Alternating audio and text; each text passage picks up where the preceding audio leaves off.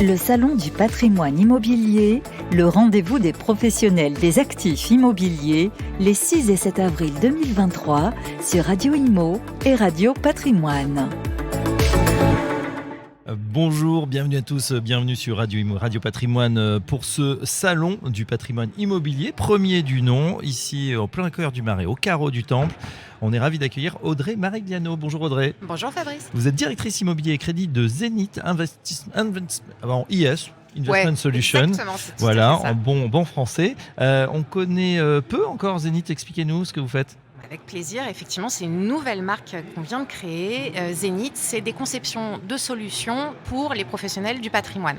Donc ça veut dire qu'on va s'adresser aux conseillers en gestion de patrimoine indépendants, de tailles de cabinets différentes, et on va leur proposer des accès à des solutions qu'on ne va pas créer nous, mais qu'on va sélectionner de notre côté. Ces solutions, de quoi on parle ? On parle de SCPI, on parle de solutions de financement, on parle de private equity, d'assurance. Donc c'est vraiment, on va dire, tous les outils de la gestion du patrimoine qu'on peut mettre à disposition, mais avec des équipes et un savoir-faire et une expertise relative à la sélection de produits, justement. Très bien, donc vous sourcez les meilleurs produits du marché, du coup on l'espère. Exactement. Vous êtes agnostique, c'est-à-dire vous allez regarder dans toutes les maisons, vous avez des partenaires privilégiés. Complètement. On a bien sûr des partenaires privilégiés avec lesquels on peut avoir des historiques plutôt forts. Par exemple, en immobilier direct, on va pouvoir citer des personnes comme Agarim, comme Colocataire, qui sont des partenaires avec qui on a développé des offres dans la durée. En immobilier SCPI, on travaille bien sûr avec plus d'une douzaine de sociétés de gestion du marché.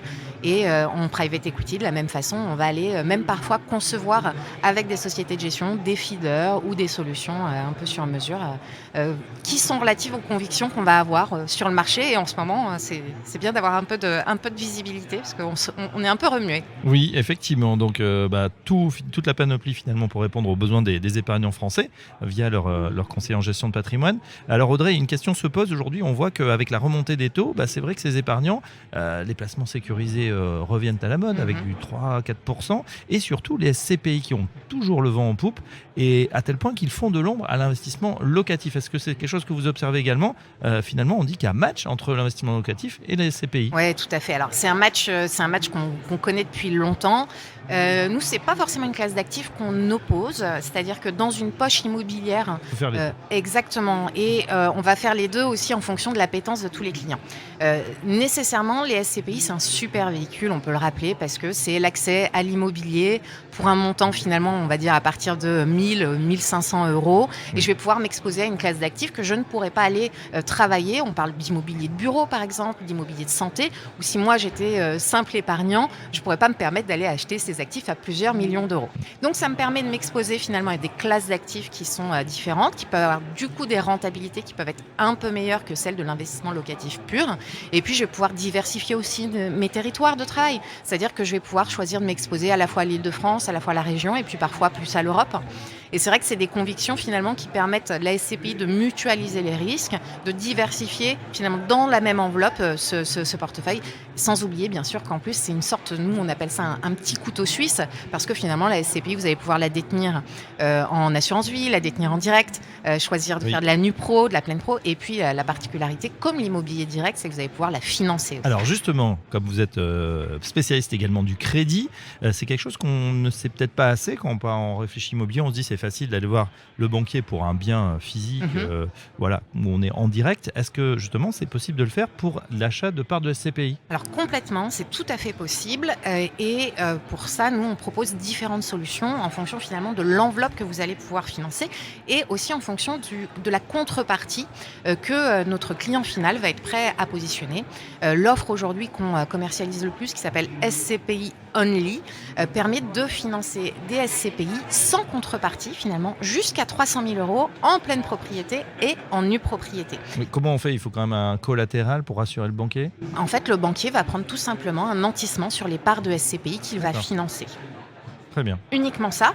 Aujourd'hui, ça nous permet de travailler des financements jusqu'à 25 ans sur cette solution et jusqu'à 300 000 €. Ok, donc est-ce que, parce que je pense que les auditeurs qui nous écoutent en direct vont se dire, mais attendez, ça peut être pas mal de diversifier comme ça son patrimoine. Quelles sont les conditions? Il faut aller voir un CGP qui propose l'offre Zénith dans ce cas-là? Eh ben, c'est exactement ça. Déjà, vous pouvez nous contacter parce qu'on est une vingtaine de personnes et qu'on est disponible pour pouvoir échanger avec les CGP. Et puis après, on a différentes solutions d'investissement. Le schéma, c'est vous venez avec un projet, on va faire ce qu'on appelle une étude de faisabilité. Cette étude de faisabilité, on va vous demander des informations naturelles sur votre client pour pouvoir identifier son patrimoine, identifier ses revenus. On va aussi s'assurer que les SCPI que vous voulez proposer à votre client sont éligibles dans la solution de financement qu'on vise. On a plusieurs solutions de financement, donc on peut aussi adapter. C'est un peu ce qui fait notre particularité, c'est qu'on a finalement un large éventail de SCPI qui peuvent être associés à cette mise en place de crédit. Et une fois cette étude de faisabilité réalisée, on vous indique les conditions de financement sur lesquelles on peut se positionner. Et à ce moment-là, on passe à l'étape de signature, de bulletin de souscription, etc.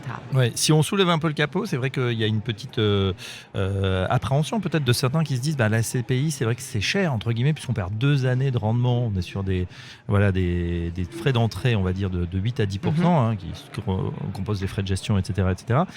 Plus effectivement les frais de gestion, plus le coût du financement. Est-ce que l'opération au global reste rentable? Par exemple, le crédit qu'on va vous accorder, il va être sur les mêmes taux bancaires? On va être sur des taux qui sont en général pas ceux de la résidence principale. Ça, c'est important de le rappeler parce que finalement, on a tous une sensibilité à l'immobilier et très souvent, on se projette, mais sur notre propre résidence principale. C'est évident que si vous allez être sur de l'investissement locatif ou des SCPI, vous n'avez pas bénéficié des mêmes taux, donc ce sera plus élevé. Ce qu'il faut rappeler, la base des bases, c'est que de toute façon, il n'y a que l'immobilier qui permet d'aller chercher le levier du crédit. C'est vrai. Donc, que je sois de nature SCPI ou de nature... C'est vrai qu'on ne vous prête pas pour les crypto-monnaies. Bizarrement, vous avez vu. Quoique j'ai même une solution pour financer du private equity, mais ça, on refera un podcast. La réalité, c'est qu'on parle d'immobilier. Donc, quand vous parlez d'immobilier, vous entendez frais de notaire, vous entendez bien sûr frais bancaires, vous entendez intérêts d'emprunt. Il faut rappeler bien sûr que les intérêts d'emprunt sont déductibles. Donc, la hausse des intérêts peut aussi bénéficier finalement un petit peu à l'évolution fiscale de votre investissement. Aujourd'hui, nous, on continue à recommander l'accessibilité de l'immobilier à crédit parce que c'est le seul sous-jacent aujourd'hui qui peut continuer de bénéficier de cet effet de levier, malgré tout.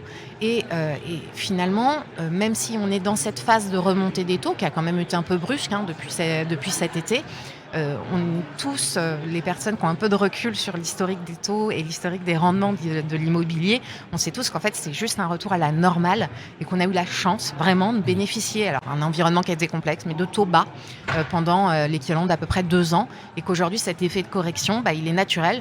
Bon, il est un peu trop rapide pour que puisse le digérer facilement le marché immobilier, donc on est en train de le digérer. En France, on met un peu plus de temps qu'en Europe d'ailleurs.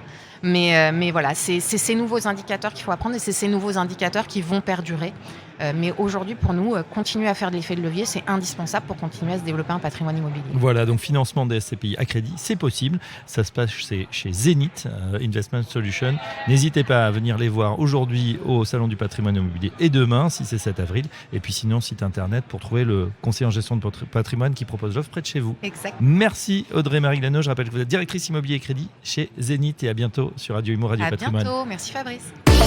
Le Salon du patrimoine immobilier, le rendez-vous des professionnels des actifs immobiliers, les 6 et 7 avril 2023 sur Radio Imo et Radio Patrimoine.